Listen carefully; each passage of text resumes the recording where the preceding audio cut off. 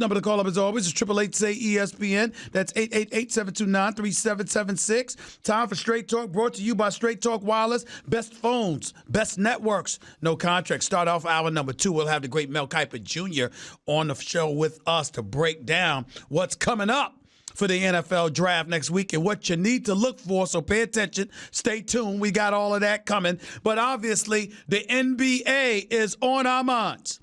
Last night, if you are a New York Knicks fan, suddenly the name Kyrie Irving is just as potent, is just as important, is just as riveting as Kevin Durant, Kawhi Leonard, or anybody else that's scheduled to be a free agent this summer.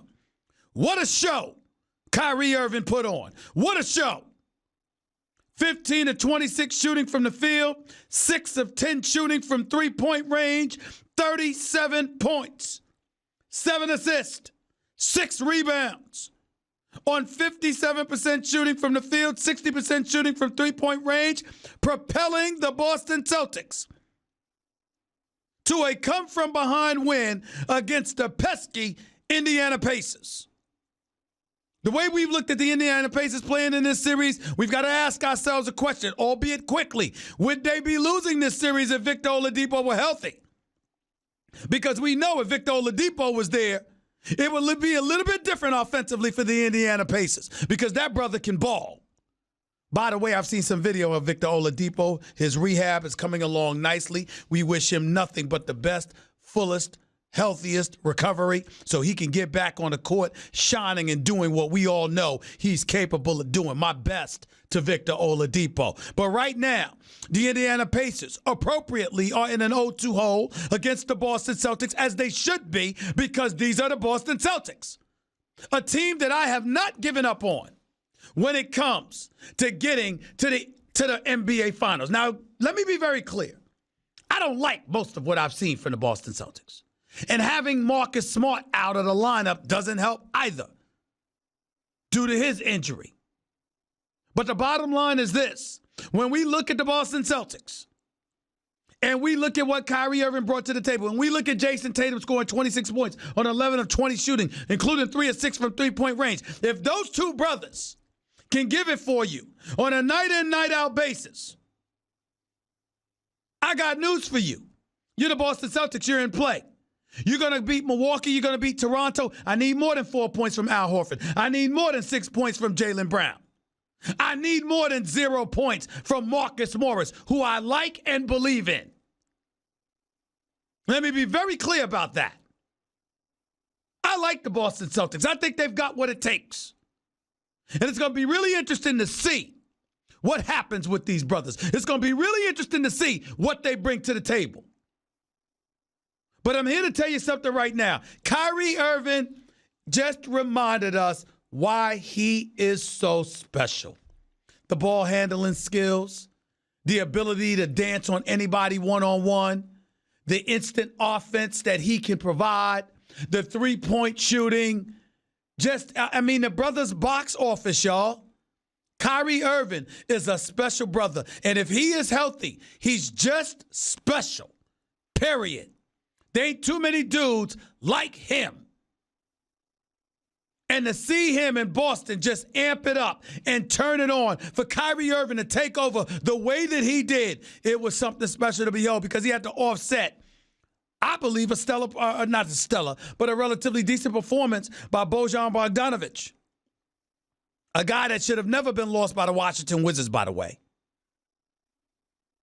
And it's still considered a blemish on the career of the late president, Ernie Grunfeld, of basketball operations for the Wizards, because he's no longer there. Not late, he's still alive and kicking. It's just that he's no longer the president of basketball operations. My buddy, I love him.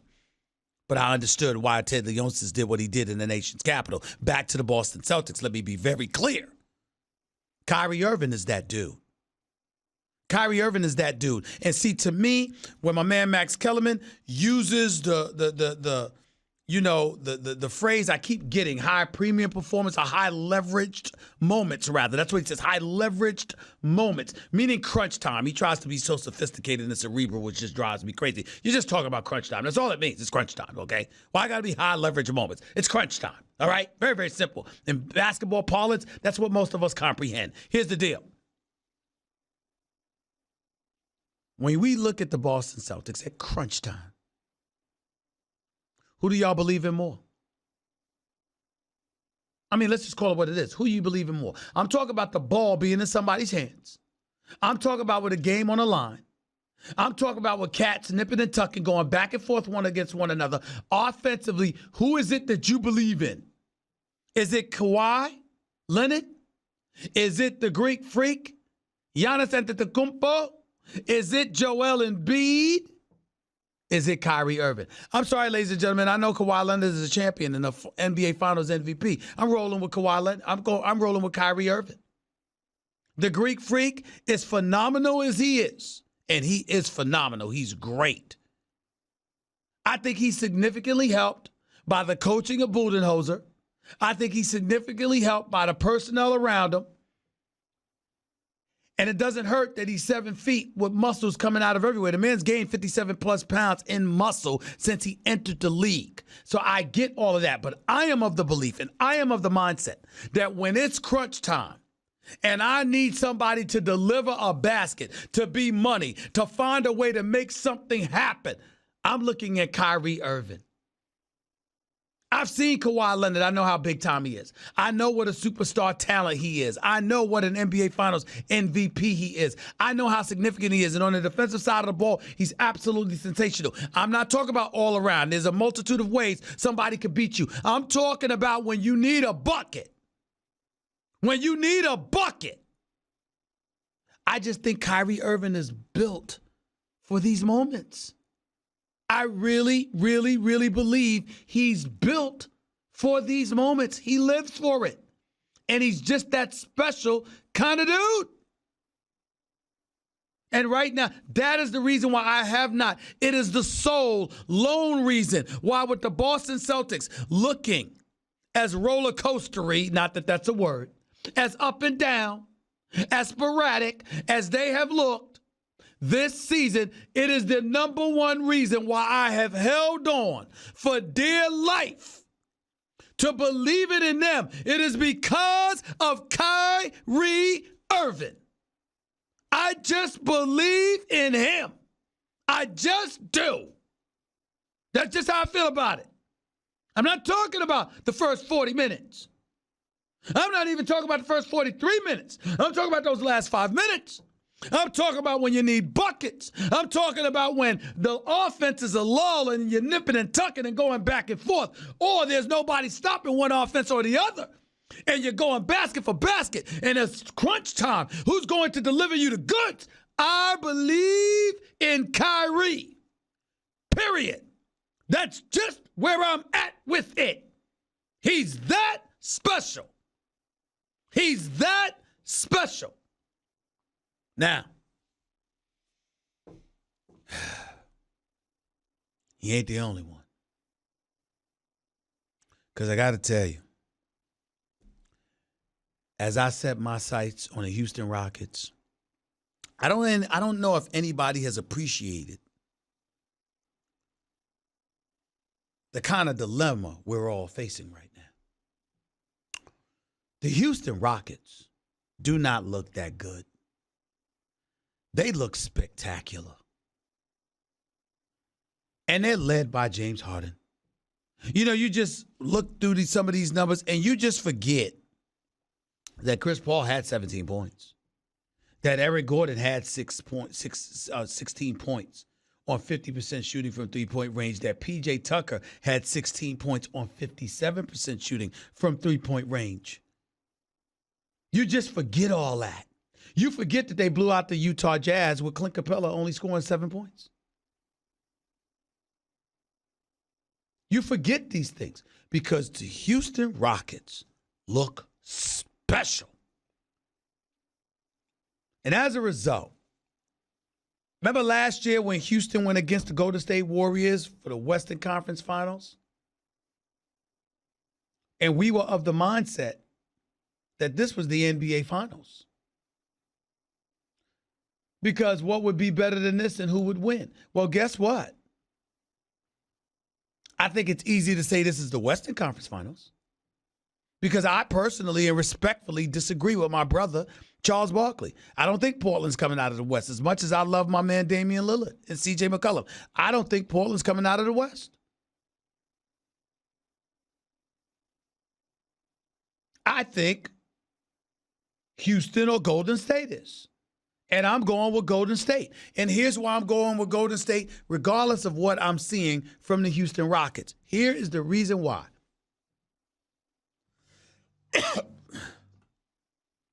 I'm going with the Golden State Warriors because I believe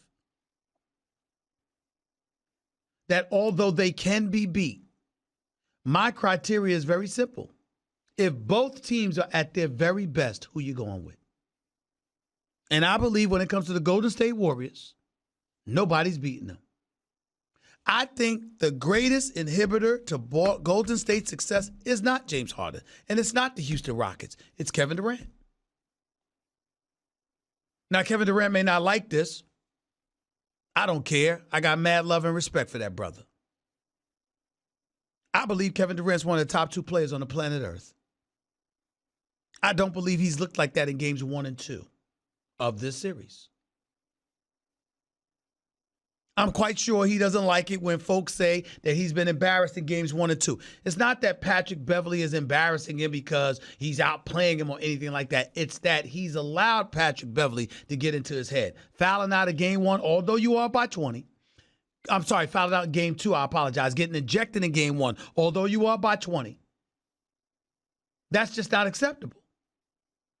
Kevin Durant is too great. He's too important to the success of the Golden State Warriors to allow himself to be baited into a situation that could potentially jeopardize the Golden State Warriors in the postseason. The man's got 17 technical fouls on the season. Fouled out in game 2. But ladies and gentlemen, I will give Kevin Durant credit. He did break down stuff in such a way that I don't think a negative word should come his way about it. We should appreciate and applaud what he broke down. And rather than me explaining it to you, listen to Kevin Durant break this down himself. Let's go back to the whole last month of the season. We've been playing this way for a while. And when we got to this series, game 1, we had some nice momentum. They're playing a gimmick defense, which has been working, top blocking everything on the perimeter. So guys not even looking at the three-point line. They're just forcing guys inside the three-point line. So for us, when I get the ball in my spots, I got a pest, Patrick Beverley, who was up underneath me. Well, I could definitely shoot over top and score every time if it's a one-on-one situation.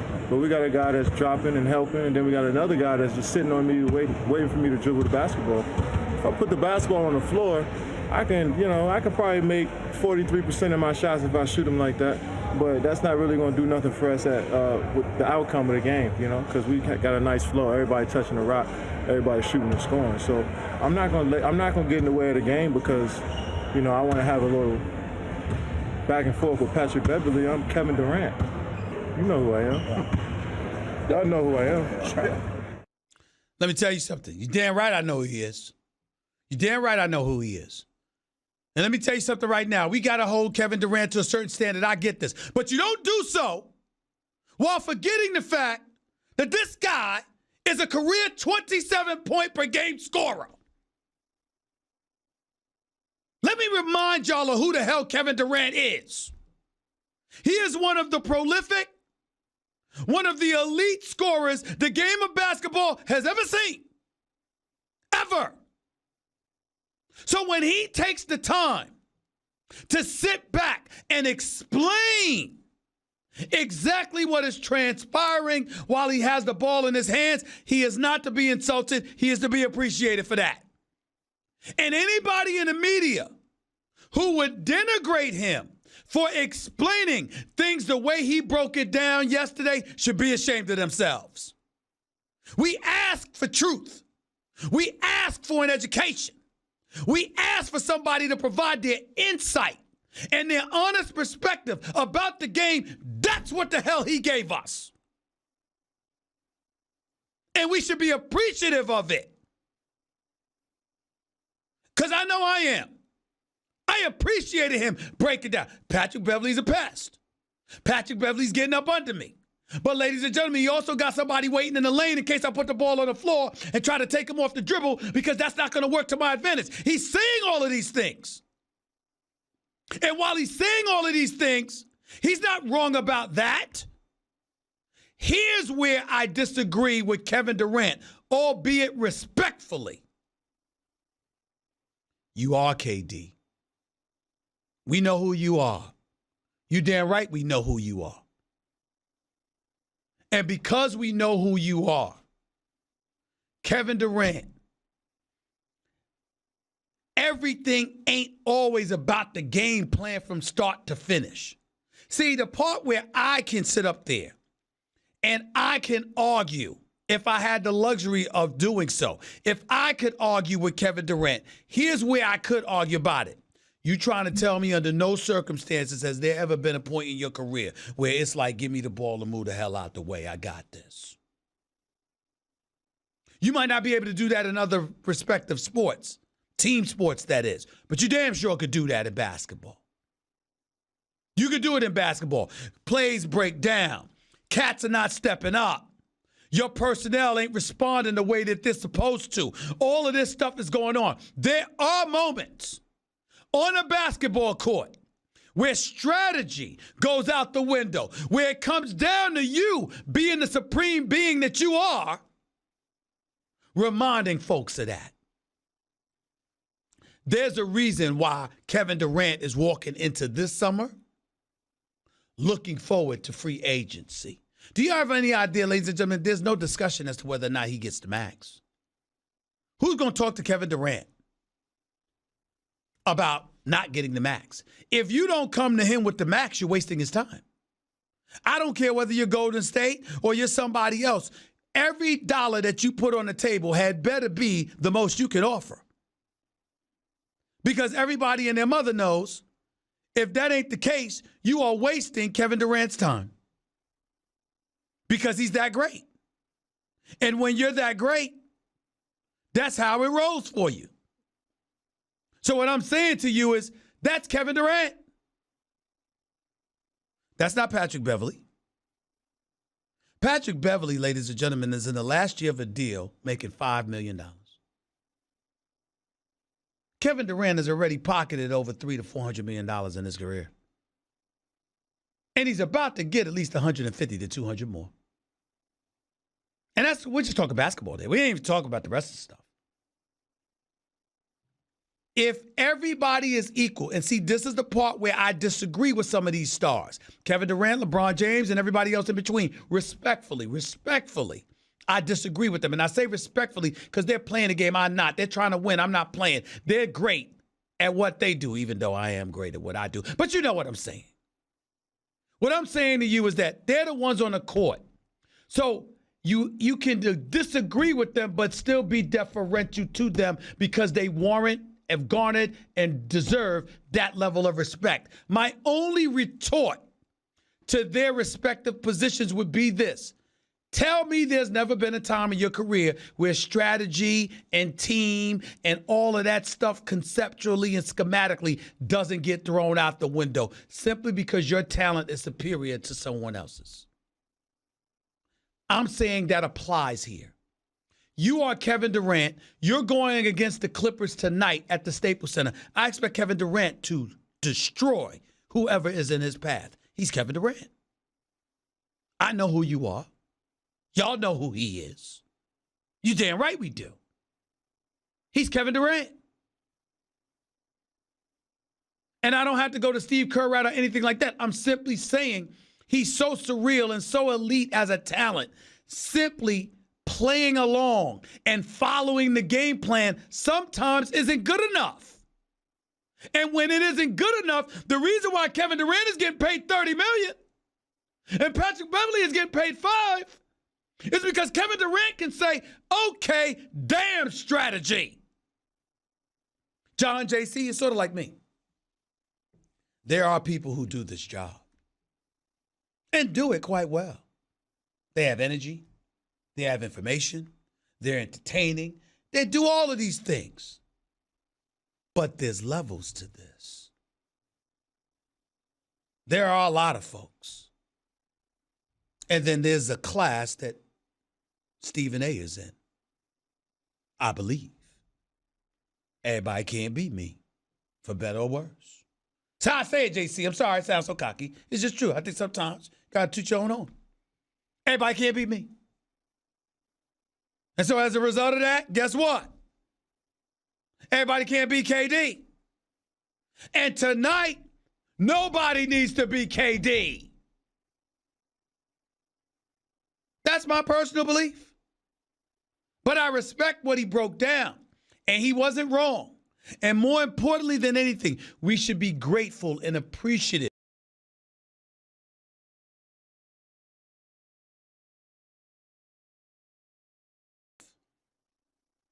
that he explained it. Because the fact of the matter is, ladies and gentlemen, when you on the level of KD, you don't have to explain. So I'm personally extending a hand of gratitude to him. And I'm thankful to him for explaining what he explained. Because he wasn't lying. He broke it down. And that's basketball talk. He said he just wanted to play basketball and talk basketball and was getting irritated with everybody talking about free agency. And then you know what he did? He came out, and that's exactly what he did. He talked to us about basketball. And we can have those conversations all day. Damn free agency, July. We'll get to that after the season. Kevin Durant and these other stars talk basketball like that. We owe it to them to focus on basketball when they educating us like that. I love that. I really, really do. And I'm grateful to him for talking to us about that. 888-SAY-ESPN. That's 888-729-3776. That was Straight Talk Wireless, nationwide coverage on America's largest and most dependable 4G LTE networks. We'll get to your phone calls and more before my man Mel Kiper Jr. comes on to jumpstart hour number 2 right here with Stephen A., ESPN Radio, ESPN News. By the way, when you're hiring, you don't want to waste time sorting through dozens of irrelevant resumes, do you? You want an efficient way to get to a short list of qualified candidates. That's why you need Indeed.com. Post a job in minutes, set up screening questions based on your job requirements, then zero in on qualified candidates using an intuitive online dashboard. Discover why 3 million businesses use Indeed for hiring. Post a job today at Indeed.com/hire.